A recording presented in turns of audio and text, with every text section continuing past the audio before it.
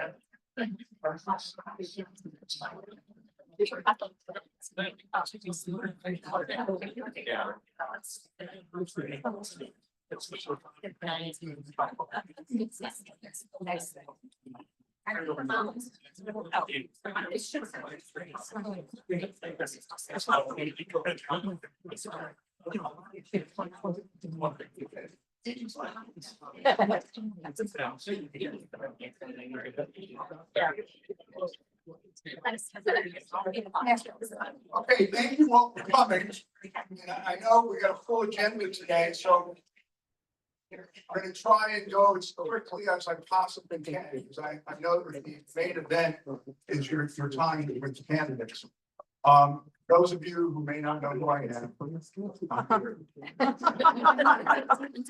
and we're going on the second 25 years. We'll see.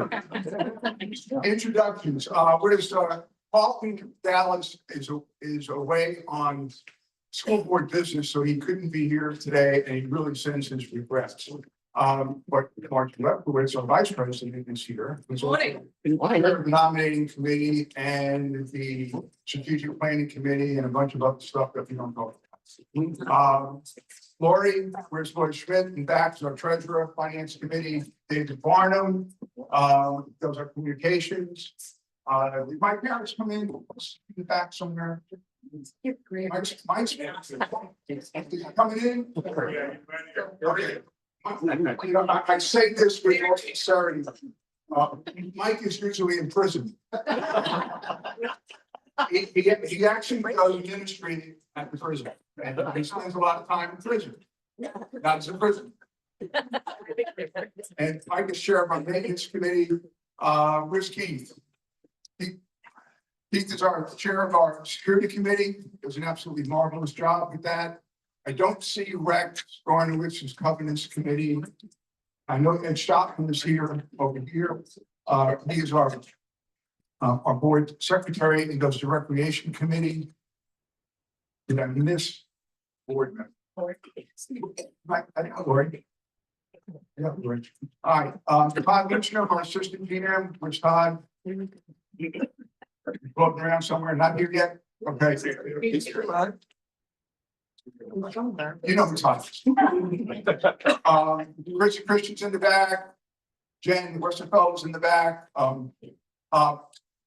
Community manager for lifestyle services and her assistant. Trevor Scott, our tennis professional.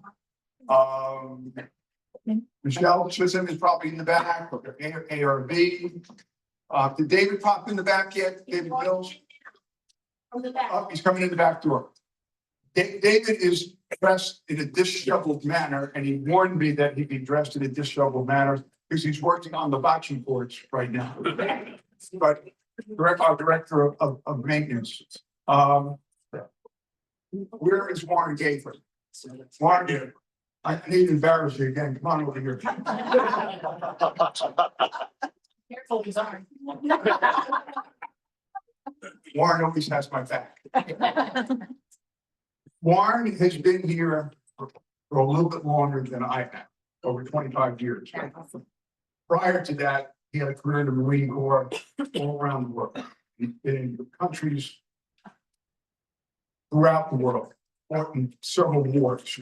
And the end of April, he's going to retire. Vanessa Green will be moving up to the director position.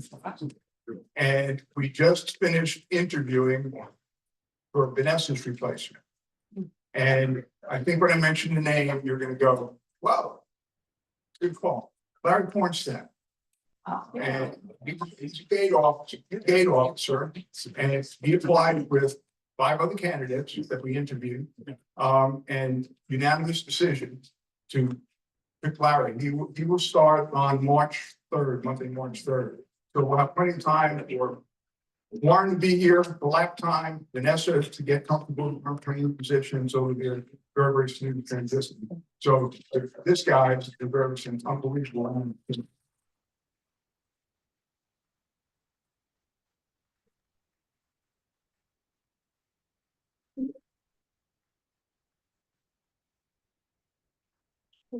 I'll thank you that way. All right, I'm gonna go as quick as I can. I have one slide in here that's not in your packet, I did it this morning because new information. That was wonderful. Capital transfer is doing really well. At the end of the year, we had somewhere in the neighborhood of $600,000. It's a note on the budget. What happened? The auditors are working on the budget. They were here last week. They have left. They're doing their background work. Auditors in touch with them by email, text, God knows what else. Preliminary number is going to be about a $500 million to be good at the end of the year. Revenue over expenses. That will automatically, because the board has already designated it, go into the capital fund. So we should have going into April, probably close to, 1.4 million. It's feedback. In the capital fund. And obviously, we're going to talk about the plantation house here in a second. As soon as the auditors are finished, the board and the finance committee will get together. They will review the audit and hopefully approve it. We will then publish it. We will send it out by email. We will send it out in an email blast. We will make hard copies. They'll be available at the freeway office. They'll be available at the annual meeting. And as soon as we get the nod from the board, we'll put it out. Plantation advertising continues to knock it out of the park with that. The 278 Bridge Project. Your guess is as good as mine. It looks like most likely will be a eastbound bridge with 3 travel lanes that'll be striped for 2 lanes until such time as the causeway becomes 3 lanes. But that's not engraved in stone either. There's still bantering back and forth. I think I've said this before. What SCDOT wanted from the town and the county was, will you come up with the shortfall on money to do the entire project? And both organizations said no. And by the way, where's Patsy Bryson? Patsy, I'm sorry. One of our council members, Patsy Bryson. And maybe you can pick Patsy Bray after the meeting, after you pick the candidate's name. But that's a moving target. The election materials were sent out. You should get them. Somebody may get them tomorrow or Saturday. So that should be in the annual report. The annual meeting is on the 22nd. The website. To Pippi's credit, we are keeping the old website up and we're updating the new website. We have about, Pippi, how many? About 1,200 so far? 16, 7, I believe. 1547 16. signed up with Engage. Yes. On March 21st, we're going to shut off the old website. We're also going to shut off all the communications that you get by email blast from AWeber. So the only way you're going to get those email blasts is if you're signed up through Enumerate. And we're going to have a couple of educational settings. We have one tomorrow for the clubs and another one next week for any property owner. And we have kiosks set up over here and a kiosk over at the POA office if anybody needs help signing up. I mean, this is the future, folks. So we need all of you eventually to get signed up for it. Peter, Yeah. are both of those meetings open? We don't have to book a spot. Now, I think for the clubs, it's the clubs. If it's for the resident meeting, you just come. Gotta press the right button. That's the plantation. You can see how far up it is from last year. It's doing super. And usually this is the downtime for that. I mentioned before, 2 bocce courts going in right now. So hopefully we'll have them completed by the end of the month, weather permitting. This is for the candidates if they could ask this question. Is the plantation house a tear down or a redesign? Nobody knows. We are doing the work right now. We met yesterday, the kickoff meeting with members of the rec committee. Ed Chopin was there, Kishaka was there, Mike Harris was there, I was there, Chrissy was there, Jen was there. And we spoke to an architect and land planners with Wooden Partners. And they are going to do an evaluation of whether it is more cost effective to redesign this building or tear it down and build a new one. So if you want to ask a candidate whether they're in favor, they don't have enough information and neither do we. So until we have that information, it will go to the rec committee, it will go to the board, then it will come to the community for you guys to comment on. And then we'll go from there. So by far, this is going to be the most expensive project we've ever undertaken. So, and we want to do it right. Obviously. Nothing was brought Free. wasn't here. Anybody here going on the Ireland trip? Okay. One group leaves on the 1st and I think another group leaves on the 8th. Cool stuff. Okay, already talked about. We bought 6 outdoor rocking chairs. And they're going to be put on the deck down at Dolphin Head Rec Center. Yeah. And we're going to experiment to see how that goes. They are outdoor rocking chairs. They are now sitting in the hallway at the POA Service Center, and I volunteered to put them together to save you guys $100 a chair.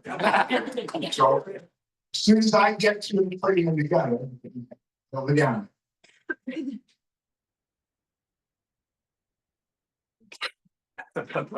is your Cooking Live program that sells out. So if you're interested in that, sign up early and often. Already talked about the camera system. Acoustical panels, we're acoustical panel to death. It looks like a rubber room down there. And one of the things we talked to the architect about first off was acoustics. Yeah. This building or any new building that they may consider. Okay, bocce, already talked about bocce. I think John Hupchak is here, who's president of the bocce club. Okay, the engaged training sessions tomorrow for the clubs. And then on Friday, February 28th, 10 a.m. I think right here. So please come to one of those. Kids camp. All right, this is going to be fun for us. We're going to do kids camp registration, offer it online. You'll be able to put your credit card information online. We are not going to do a pre-registration because it sells out immediately during the pre-registration period. So it will go live at 8 o'clock on Monday the 3rd. You can sign up online. They will have limited paper copies. Obviously, if you sign up online, it'll be a lot faster. So just bear that in mind. All of those with grandchildren, children, what have you. It's a popular program, and we always get beat up that someone didn't get in. It always sells out. It is through Engage.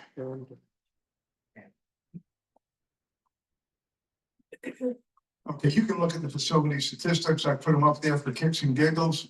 I'm obviously very, very well used. The pool is closed. We put a new pump in the pool a couple of weeks ago. We're going to do a mini renourishment down in Pine Island, probably the next couple of weeks. We're gearing up for that. It's going to be very, very small. We just need to keep the travel way behind the boardwalk open because that's where the town's contractor is going to access the beach. It's going to be 188,000 cubic yards of sand. I mean, it's huge. It's going to change the entire complexion of that beach. And then they're going to put groins in to hold the sand in place. So this is going to take place theoretically in August of this year. So we just need to keep that travel way open for the town. We will have to close the parking area that's right by the beach because they'll use that as a lay down area and a staging area. So probably, if they do it in August, we'll probably shut it down for the month of August. It may take a month, it may take 6 weeks. But once they start pumping sand on that beach, it'll get pumped up by a dredge. And then they'll just have heavy equipment to spread it out. So that is an unbelievable win for us. And if you see a town council member, thank them. Because it's huge. I already talked about the 2 terminals that we have, the online systems, and we're going to switch all of the administration software. Eventually, you will be able to go online through Engage and through Enumerate. There'll be a private section that is password protected, and you can go onto your account and look and see if you have a fine or assessments, if your assessments are paid, whatever. So and then if you want to call in a guest pass, and so on and so forth. That's what we're doing. It's going to take some time to get all of that right. So be patient, but to make it work, you guys have to be signed up for it. All right, and Jen and Sean will help you out. Pippi will help you out if you need any help signing up. We already talked about that. Weddings. Okay. Pine Island, real quick. That's where kind of the beach line is right now. That was the beach line back in 1955. And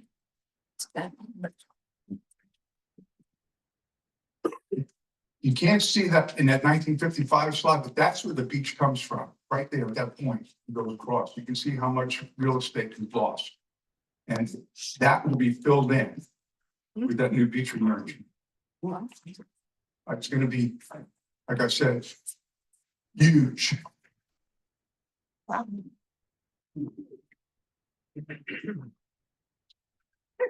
Okay, let's talk about firearms. Don't do stupid stuff with your gun. Make sure you have it locked up. Don't put it in a car and leave it unlocked. You get in the house, lock it up tight. Don't let some young person have access to it. I always talk about alligators.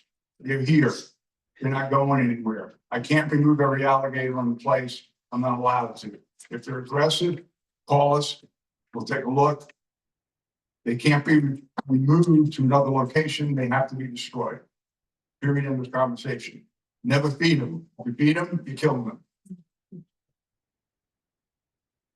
All right. And again, bobcats, coyotes, raccoons, snakes, spiders, you name it, we've got it. And that's why many of you moved here. It is natural. Not for snakes and spiders.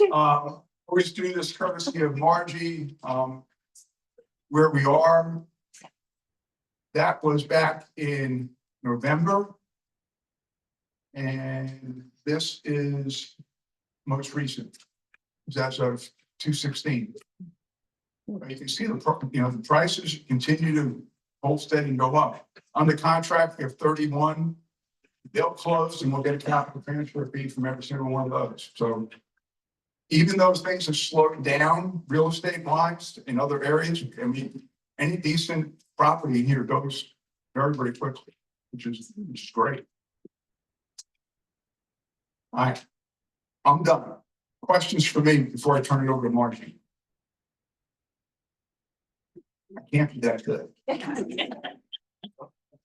Okay, Margie, our chair of the nominating committee, the floor is yours.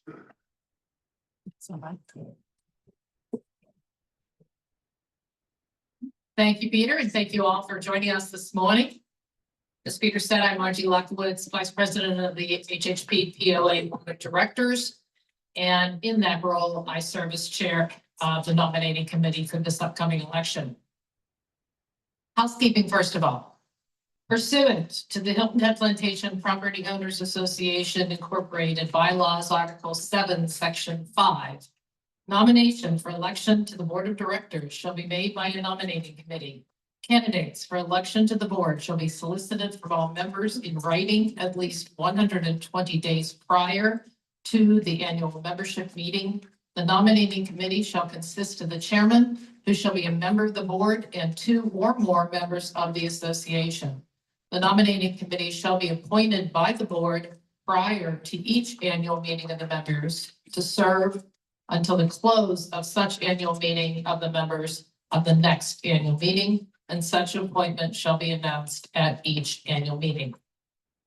The activities of this year's nominating committee were conducted in accordance with those specified in Article 7, Section 5 of the bylaws, as well as those in the nominating committee guidelines. Both of these documents are available online for your reading pleasure.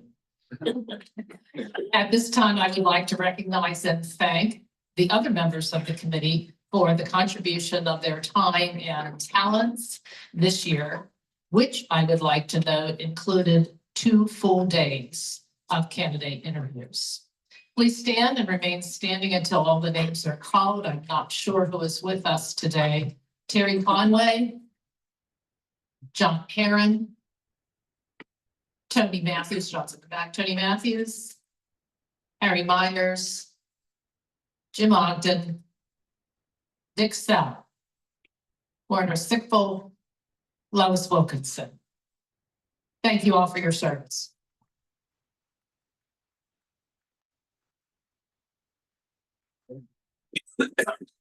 Each candidate has submitted biographical materials, which you can find in the February issue of Plantation Living, and the ballot will also contain information to which you can refer. And I invite you to please review this information prior to casting your votes.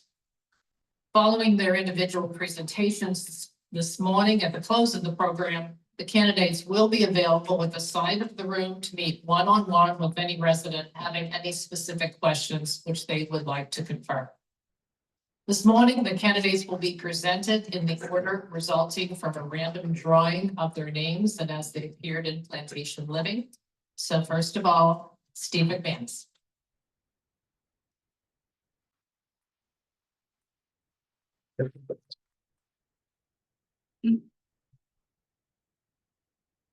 Thank you, Margie, and good morning, everyone. And I'd like to say hello to everyone out there on Zoom. So I'm Steve McManus. My wife Sheila and I live over at 91 Headlands Drive. And there's 3 things I'd like you to know about me. First of all, Sheila and I love living here on the island, and we're both very engaged in the community. The second thing is I'm fiscally responsible and passionate about communications.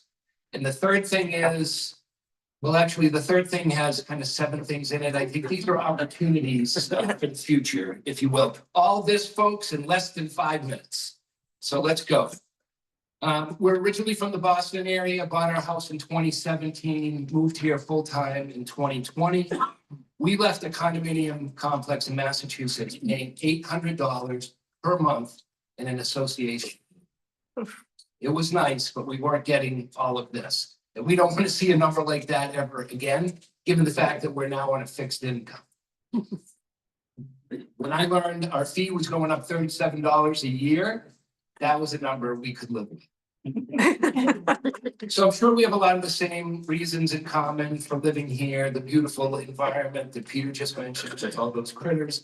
how well maintained it is, how safe it is here, the amenities, the committees, the clubs, all of which present us with opportunities to meet and make new friends. So when I mention I'm fiscally conservative, I don't mean to imply that the current board members aren't. I just want to let you know that any proposed future increase, possible increase, would be looked at very carefully and all while maintaining our property values. So I'm passionate about communications and currently serve on the board, on the POA Communication Committee. And I have a lot of experience in developing and implementing strategic communications programs for large audiences of people, including like 10,000 residents. So Peter already talked about it, but I hope you've all downloaded the Engage app onto your phone. This is the future of the POA communications. And in order for us to be successful, to make sure that everyone here is getting the information that you need, we just need one thing from you, and that's for you to activate that app. And with that, we're already on to the third thing, or my seven things, whichever one you decide. So I think the POA has been very well managed. As I mentioned, we're very happy being here, and I sincerely appreciate the efforts of those who have gotten us here. But here's a couple of opportunities for consideration. And we'll start with the opportunities for transparency. I think it's great that this meeting is being broadcast via Zoom. I think the monthly board meeting should be broadcast via Zoom as well. Committees, you know, I think we should consider implementing term limits on the committees. They call for annual formation, but some folks end up being on a committee for a very long time, and there may be a good reason for that. But I think we should consider term limits for that. We need opportunities for fresh perspective and some vitality. We certainly need the institutional knowledge that experienced members would bring, but I think we could mix that up. Some residents are under the misunderstanding that these meetings are actually closed, and that's not the case. We've had a guest at the communications meeting for the last 6 months. And so if anyone's interested in attending one of those meetings, as a courtesy, you just need to reach out to the board member or the staff member who's in charge of that committee. I think we could find a way to release the names of the board candidates a little bit sooner next year, maybe give a little more opportunity for community engagement. Next is the topic of emailing individual board members. So, you know, I'll be visible and accessible, and I value open dialogue. However, I think governance needs strong process and legal guardrails. The process of emailing individual board members, I just don't think that's the right path forward. You know, my understanding of the process is it all, are we done? Okay, all right, so anyways, if you think the current process isn't working, let's look at that and look for opportunities to improve it. From a technology perspective, maybe some upgrades for gate access. I'd like to continue my work on the social committee, on the communications committee to develop a social media program for the plantation in order to disseminate more information. And in closing, I'm focused on the big picture and don't represent any special interest groups. I want the plantation to be as well run for the next 50 years as it has been for the last 50. And I'd be honored to earn your vote and excited about the opportunity to serve. Thank you for your time and consideration.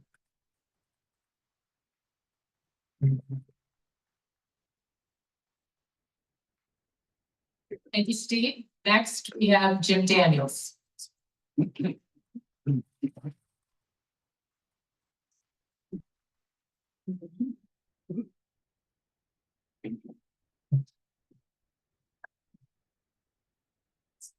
Well, good morning, everyone. Morning. What a great group to be out on the cold day.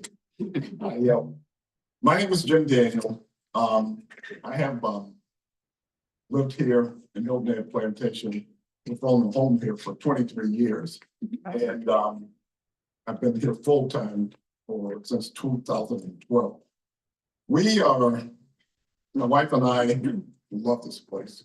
We did from the first time we came here to look at it.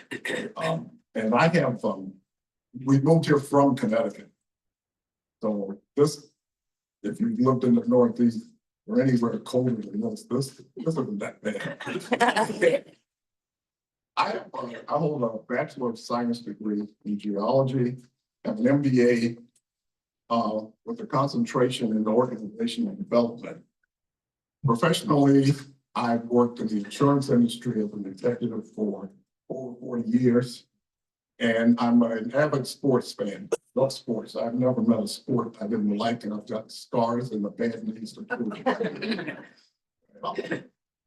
In the greater Hilton Head community, I serve on the board for Meals on Wheels of Hilton Head and Bluffton. I volunteer for Samaritan's Purse. I also volunteer with Kairos Prison Ministries. So, like Peter said about Mike, I spend a lot of time in prison. And if that's not enough, I teach 4th and 5th grade Sunday school at Hilton Head Island Community Church, which is a challenge unto itself. And here in Hilton Head Plantation, over the past 4 years, I've served 2 years on the Governance Committee, 2 years on the Communications Committee. But why am I running? I think from a community standpoint, just like all of us, I appreciate the fiscal responsibility that's going on in managing this place, and I also want to make sure that continues. You know, in the 23 years that I've owned a home here, my POA assessment is looked on $500 or in 23 years. That, like I said, is something that's, to me, it's incredible, and I want to make sure we continue that. I like expanding the use of technology that's useful for us, that will help us in our daily lives. I am also want to focus on improving the board's process for engaging with you in the community, with everybody in the community. And I'm a big believer in transparency and openness. So one of my things that I advocate for is to live stream all the board meetings. I don't see any reason why that should not happen in this community.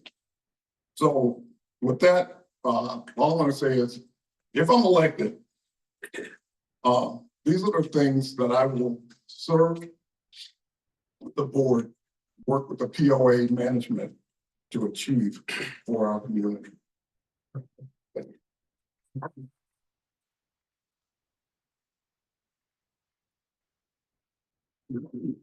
Thank you, Jim.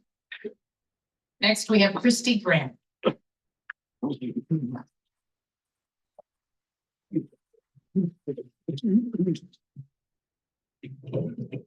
Okay, since you probably can't see me from behind the podium, I'm going to try to walk around with this microphone. Good morning, I am Christy Graham. I want to thank all of you for being here today, especially on this cold, blustery day. And I know there is at least one person on Zoom because my husband took one for Team Graham this morning. He is on his second trip to the DMV as we speak. Lived here for 4 years and still cannot figure out the DMV. There's their 2 hours. But I also want to say kudos for Zooming and recording this, because in the last 2 surveys, I may have been the only one, but I said, please, please, please, can we put some of our events online? So, woo, progress. This morning, I want to tell you a few things. I want to tell you about who I am, why I'm running, and if elected, how I would approach my position. As you can read in Plantation Living, I served almost 23 years in the Air Force. And my background was I was fortunate to span a lot of different areas. Primarily, I worked in PR, but I also had a lot of experience in HR. And then towards the end of my career, most of my time was spent in strategic planning, and executive level leadership. I specialize in cross coordination, interagency, collaboration, and engaging multiple different stakeholders. Personally, we moved here, like I said, 4 years ago from Washington, DC, and I couldn't be more thrilled to be anywhere other than DC. We moved during COVID, which was interesting. It was months, well, COVID started just 2 months after I retired. And I was planning to open a business in DC and instead thought, what am I going to do with my life? So during that time, I used the GI Bill to get my MBA. And then during that time, we moved here. And so once things opened back up again, I wasn't sure if my business idea would work here. So I started volunteering all over the island and here in our community. And that is what has driven me here today.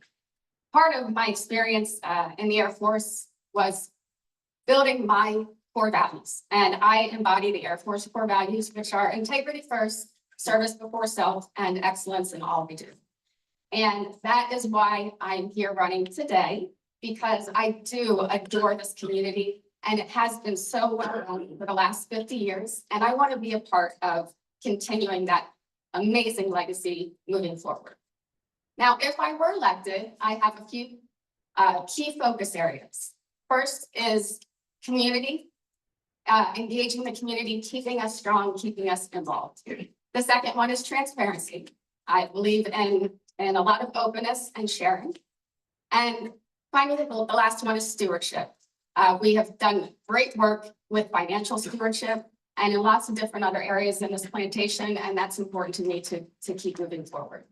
And finally, my goals, if elected, would be to find more ways to increase two-way communication so that you all have your voices heard. I would also like to codify some processes. And finally, keep embracing technology. And to that end, I want to say, if you are not on the Engage app, please go on there, because my email address, which is christyg4hhp@gmail.com, is out there. And I want to engage with all of you. So please go out onto Engage and engage with me. Thank you.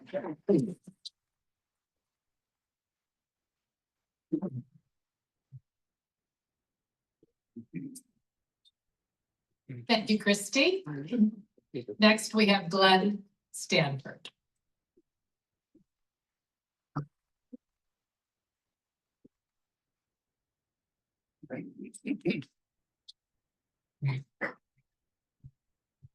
Well, good morning, everyone. I'm Glenn, and I'm a recovering lawyer. I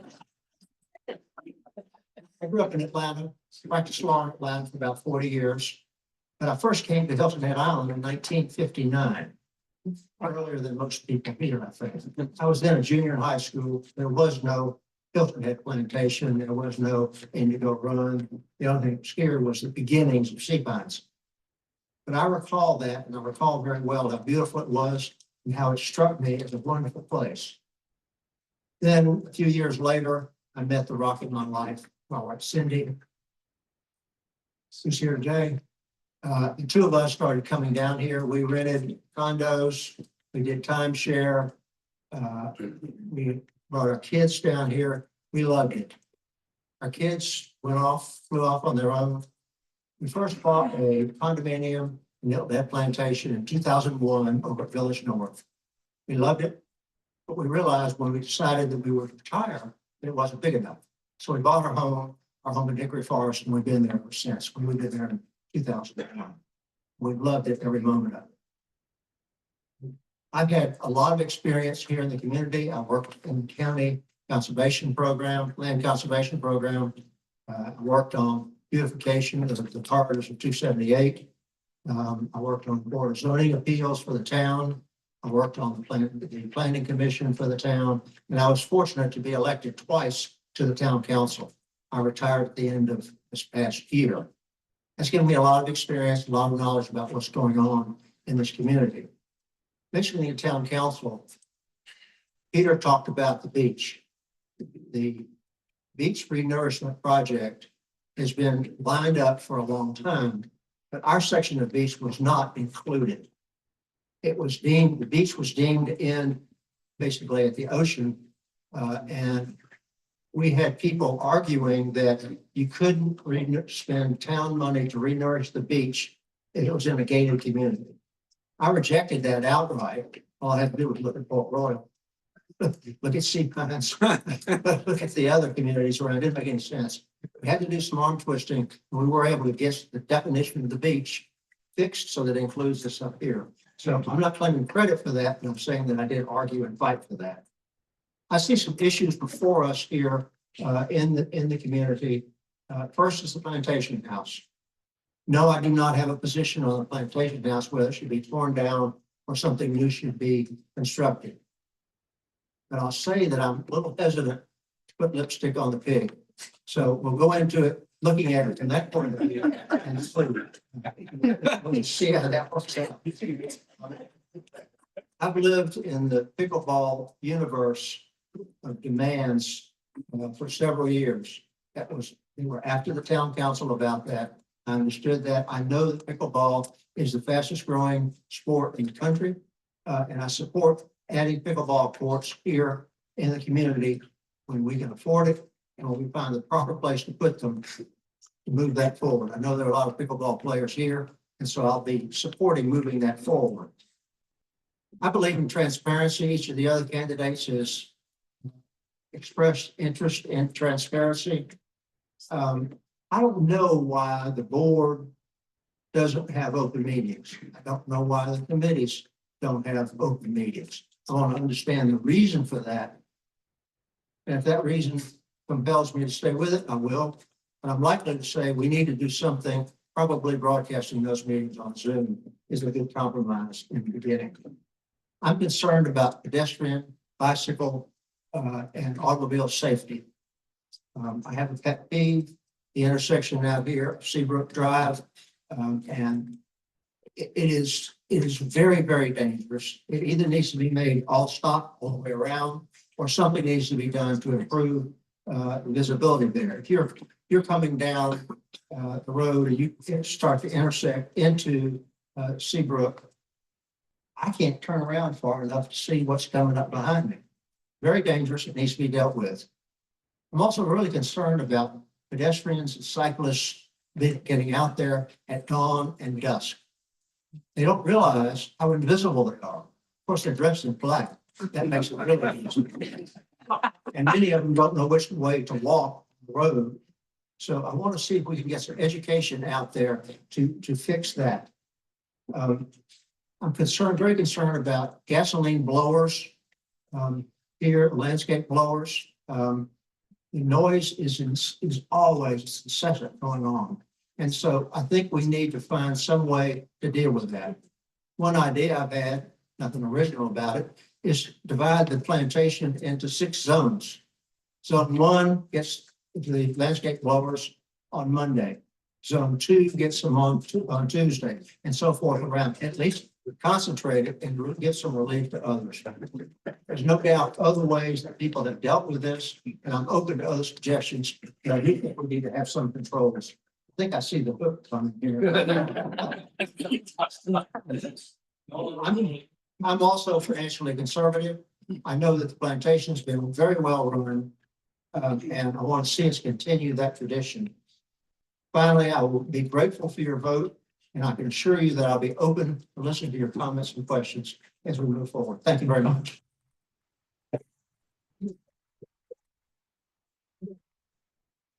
Thank you, Glenn.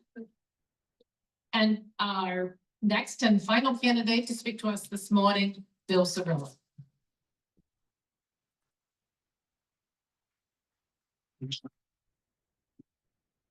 Well, thank you guys for coming to listen to us speak today. And it's, I appreciate the opportunity to speak with all my neighbors at one time.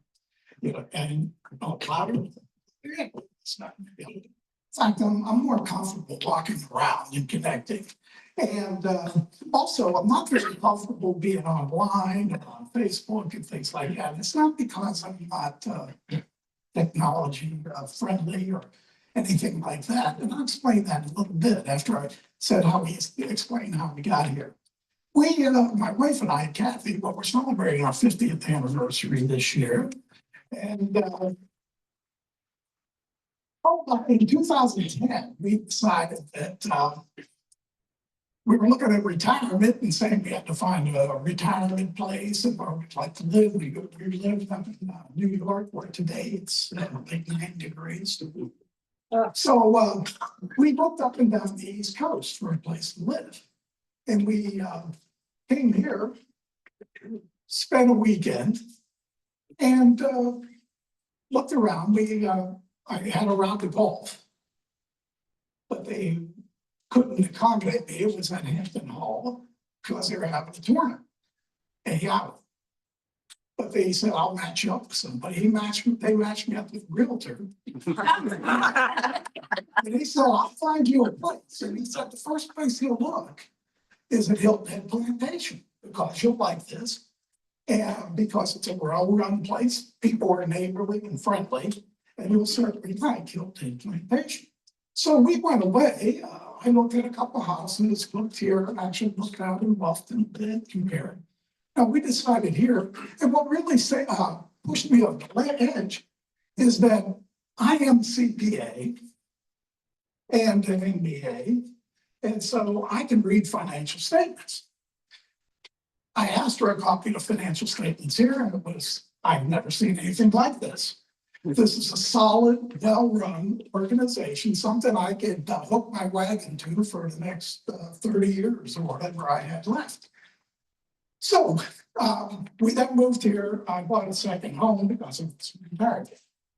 And but then in 2016, after 6 years of coming here during my semi-retirement, we decided to come down full time. And at that point, I decided to engage a little bit with the community, and I joined the finance committee. I volunteered for piano competition. We used to run the volunteers and still do, recruiting, and anybody who wants to volunteer to go to the piano competition and volunteer, I'm your man. You can talk to me. But the other things I've done is I am currently chairman of the Parks and Rec Commission on the island. And that interest was from me being an athlete. I love sports. I coach basketball. I referee basketball. And so I got involved. But why am I here running for the board? Okay. Being a CPA and MBA, I spent most of my life, however, I was an auditor. So I appreciate financial statements. I spent most of my life as a financial person in the news business. What we did was I was started at Dow Jones and Company. I was in their community newspaper. And I started as an assistant controller and took them from keeping the books by hand in a ledger to building a data center where we monitored everybody's performance. We consolidated all the accounting and passed that along to the next generation. Well, and the other thing that occurred to me, I too believe in communications. In fact, my entire life is communications. What the local newspapers used to do is what people are forgetting or trying to do today by themselves. We trained everybody, our reporters, our journalists, that their job was to go out and get involved in the community, to go to the council meetings, to be an independent resource to educate the community about what's going on and to build trust. So by building trust and educating communities, we made a great deal of money selling advertising because people trusted our product. And I think today, though, the internet has killed that. The island packet would be here, should be here, but it's not. So we haven't replaced that with anything. And I feel fortunate that we have a newsletter that we could, we need to have some journalism in it. Who can, a newsletter that we can use as vehicles and to have it online so that they can communicate better and but be trusted. When I hear that we want to come to the meetings, that's a lot of work going to every meeting if you want to be that involved. So something's missing. We need to have somebody publishing what happens in the meeting, broadcasting what happens in the meeting, take that away. So, well, the last thing I want to do, I see the hook is coming here. But the last thing I want to say is that with my financial background, that's what attracted me to the finance committee because I want to keep this going. But I have seen people overbuild, businesses overbuild, not be able to maintain properly the assets they have, and misallocate funds to where it becomes a real problem. And so what way we address that is through strategic planning, strategic financial planning, and financial analysis, which I can bring. And that's what I propose to do. If we want to talk about pickleball, it's a good idea. I play pickleball, but I'm going to make sure that we don't overspend, that we don't get out over our skis too far. And we do that through financial analysis, predicting the future, and all of you. If I'm on the board and we decide what we're going to do with this building, I pledge that I'll be able to come here, run some numbers, and tell you exactly why we made that decision and what the effects will be. I will come back and do that. So with that.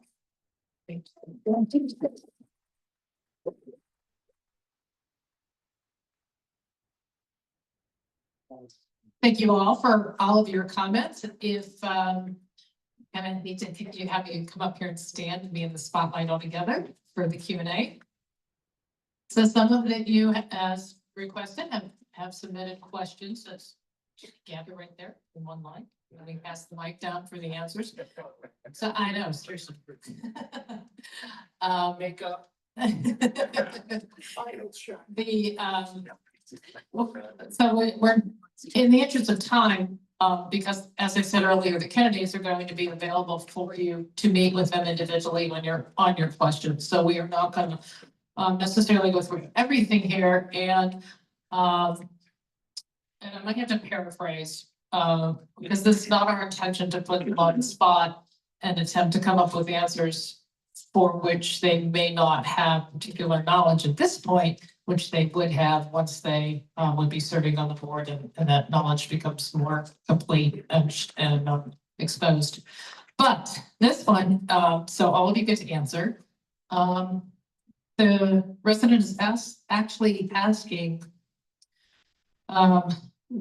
what is your position? What would you do to continue to protect our conservancy areas to prevent further damage, in particular to the salt marsh? I do. Well, I think that's a one thing I'm not is an engineer, and but I do. I have to say that I do recognize that that's a valuable asset or something. And one thing I like about the town, Hilton, is that it's not all about development. And I think we can look at ways to preserve our environment. I know as part of the Parks and Rec Commission that they are looking at the golf course, the Coleman Island track. First thing that's being done is studying the effect on wildlife, handling the water runoff, and using and redoing all that. And I think we have a lot of talented people here, more than we have, who can help us protect that. And it's a matter of making that a priority. Thank you. I certainly think that conservancies are an important asset to our community. I imagine there's some process in place currently that is working to preserve that. I don't have a ton of background on it, but if there needs to be more focus, I would certainly support that. That's, I like the question. A big part of why we all moved here was this environment and what's around us. And what we get to enjoy, and the conservancies are a big part of that. So to the extent that I believe they need to be preserved, we need to be paying attention as to what's happening. If there are things that are detrimental that are affecting them, that we should look at.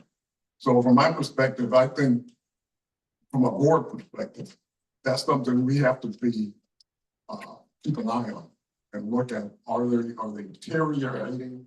Are they getting better? What's happening with the conservancy that we have here in HHP? Thank you.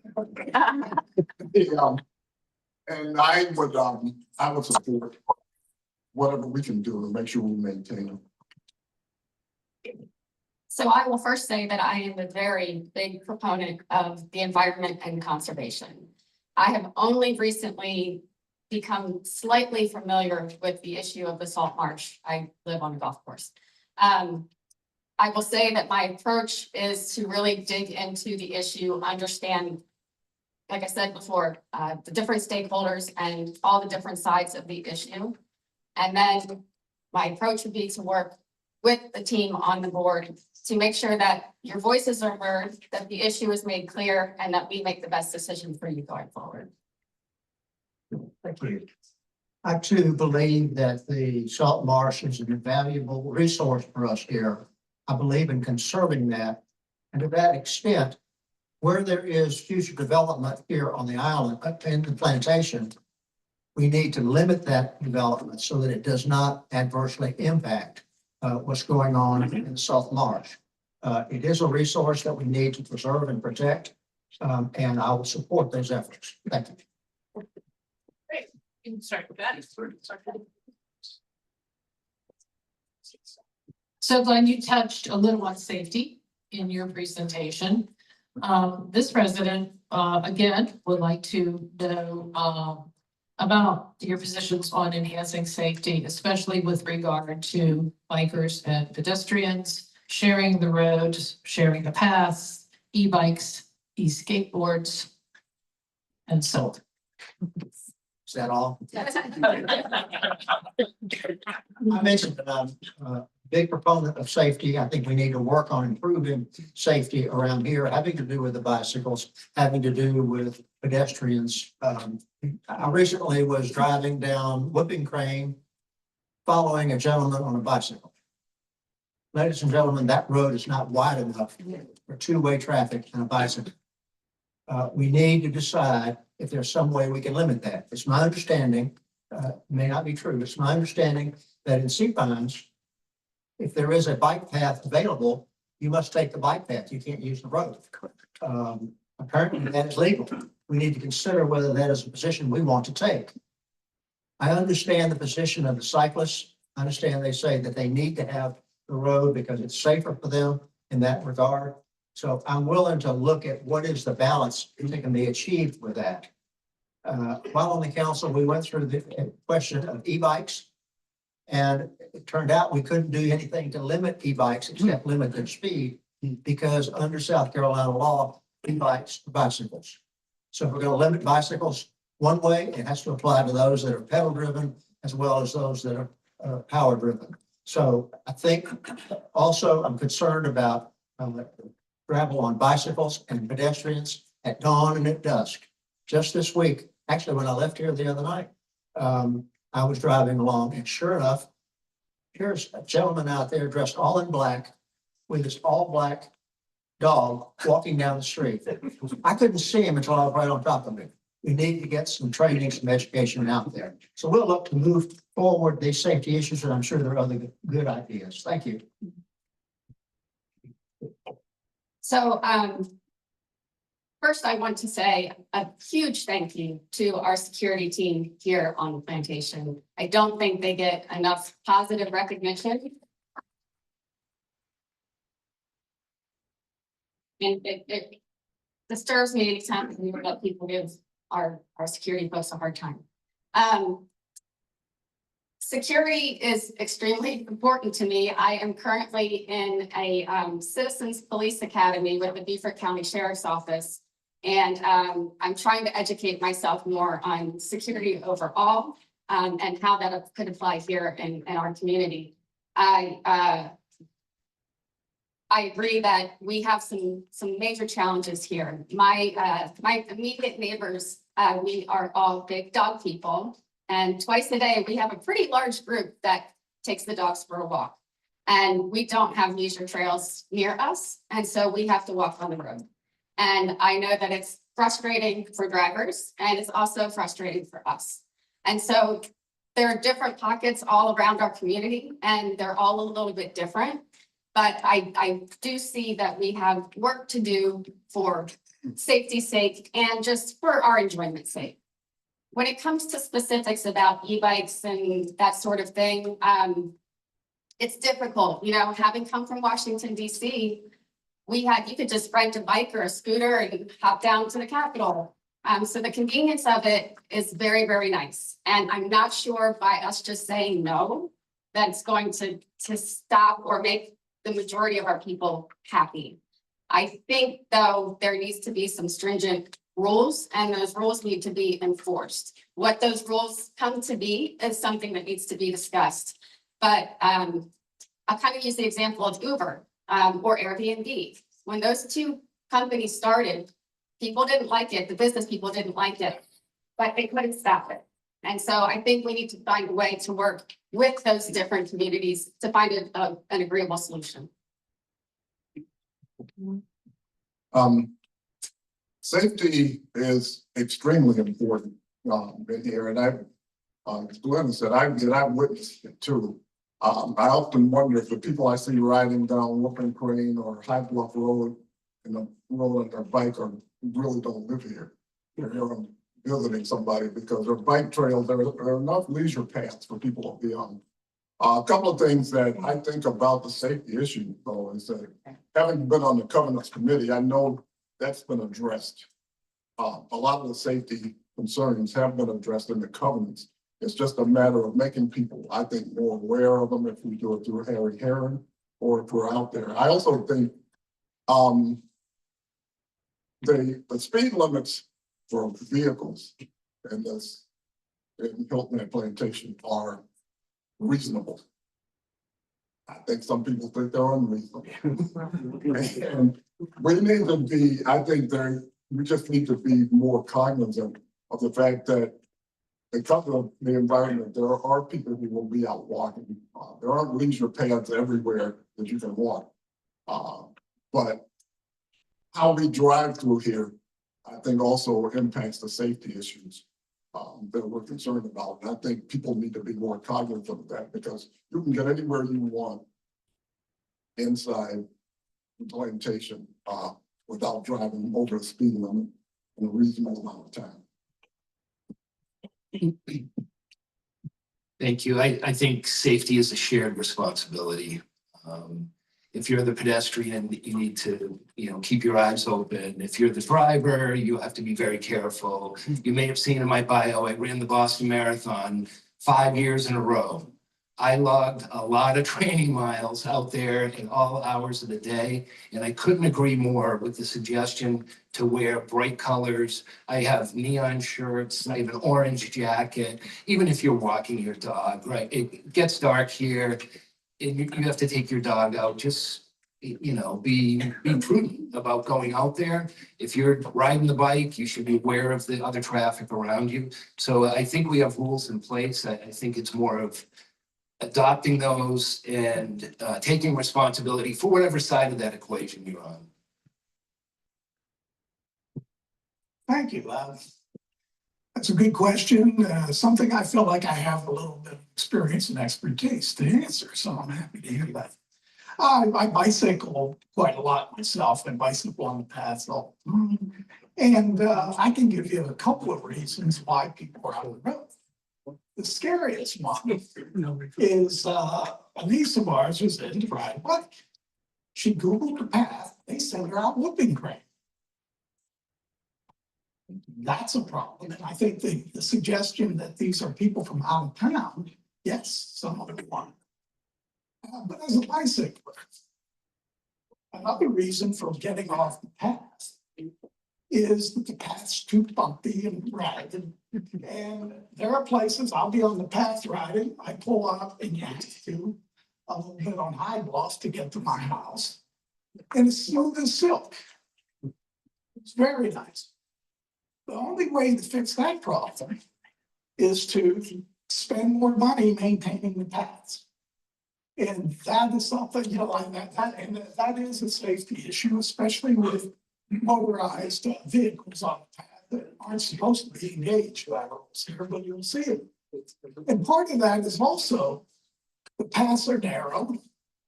There are trees and bushes hanging out in places you can't see who's coming.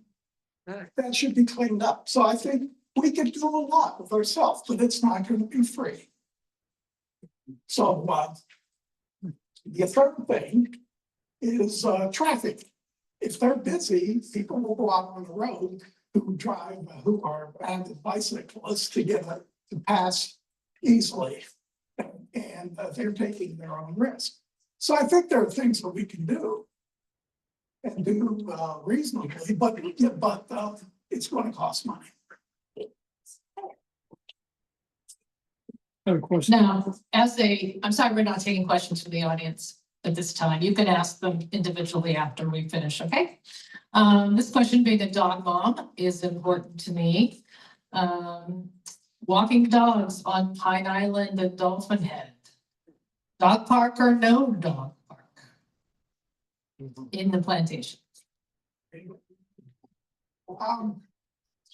Yes, there's I think when I alluded to, we're going into the next 50 years and we don't want to get over our skis and that's too much. A dog park is a new amenity and so is pickleball, so are these things. But I believe Peter's been instructed to do a 5-year capital plan and that's what we would do. Is to look at what projects it could possibly be. So, and I used to play softball until my knees went, and the dog park isn't always clean. So I think we have to cooperate with things like that. But I think all these things should be on the list that we can evaluate and prioritize. And, maybe it'll be worth increasing our fee. I don't know. We all have to agree with that. So I think it's just one of many things that we can do to improve the attendance. Thank you. Yes to the dog park in the context of what Bill was just describing in other projects. Yeah. Part of the reason we all moved here, I think it's because of the amenities. So we need to look at things going forward. There are amenities that will add to the attractions of Hilton Plantation. And dog parks, I think, are part of that process, but I think it should be looked at in the context of overall development of what we're doing inside the plantation. So I think that's an important thing for us to look at, to consider, and to add. But there are a lot of dogs here. I have several t-shirts that say dog mom. I have paws on my car. I very clearly personally want a dog park here. I also agree with everything these three gentlemen said about being deliberate and properly planning for it. I don't want to steal anyone's thunder or make any promises that cannot be kept, but I was fortunate to be in that meeting yesterday with the folks who were evaluating this building, and I will say that the topic of a dog park was brought. We don't have a dog currently. I'm happy to see the dogs when I'm out there walking. So I appreciate them being out there. The need for a dog park, I can see the need for that. That should be part of the long-range capital plan, not something that just pops up. That's not part of the plan. Another part of the question I think had to do with dogs on the beach. The only place you'll always see dogs happy is when they're on the beach. They just, I don't know what it is, but they just look terrific out there.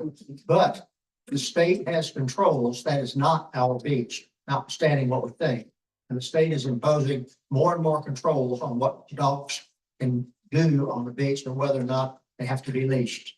They're recently imposing that on another section of the beach, and I think will be imposed here, like it or not. I'll oppose it as best I can, but let's keep the dogs happy and make sure they don't do any harm to us.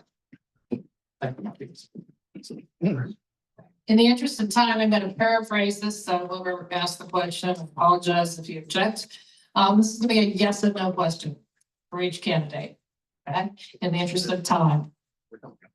Is it time to revisit the idea of changing the name of Hilton Head Plantation? Yes or no? Margie, I'm a lawyer. I don't give yes or no answers.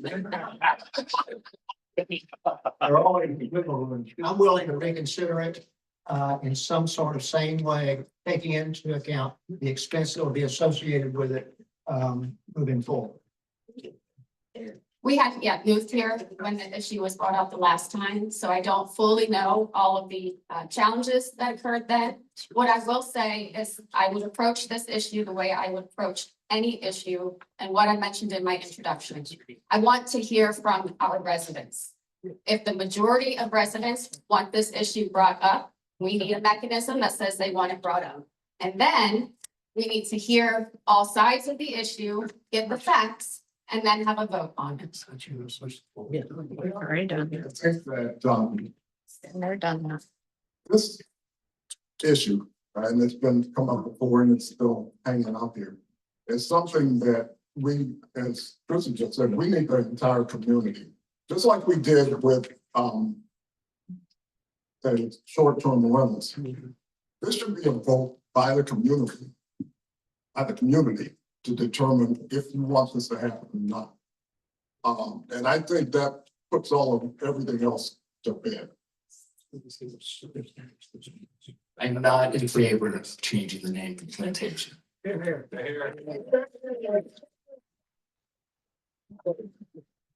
And I basically will second that. I don't think this is a war we need to fight at this point. We have a lot of things to do.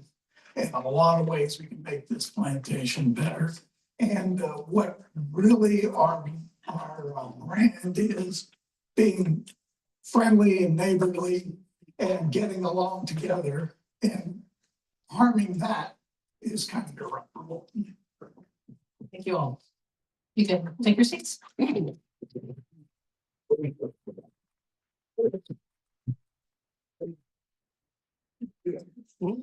So just in conclusion, as a point of information, some of you may not be aware of just how much serving on the HHP Board of Directors requires of our fellow residents over their 3-year term.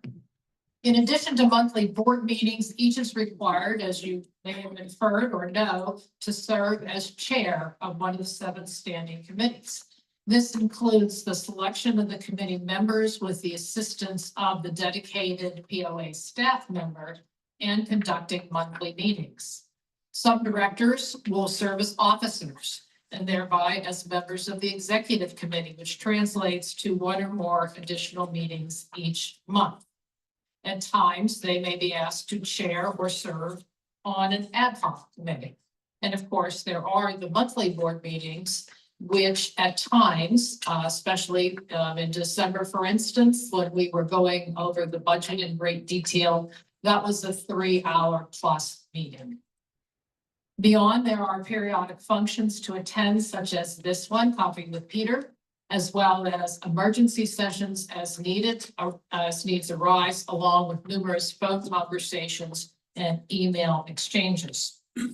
All of that in order, of course, that the goals and the objectives outlined in our strategic plan are met, and to ensure the proper stewardship of the 4,000 acres of breathtaking natural beauty that we are blessed to call home. So please join me again in a final round of applause for these individuals willing to serve.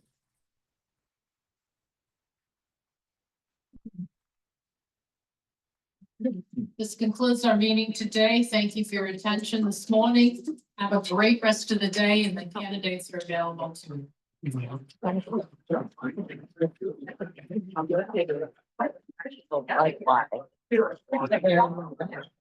I was good boy. I didn't like that. I was gonna- I knew you were gonna be here.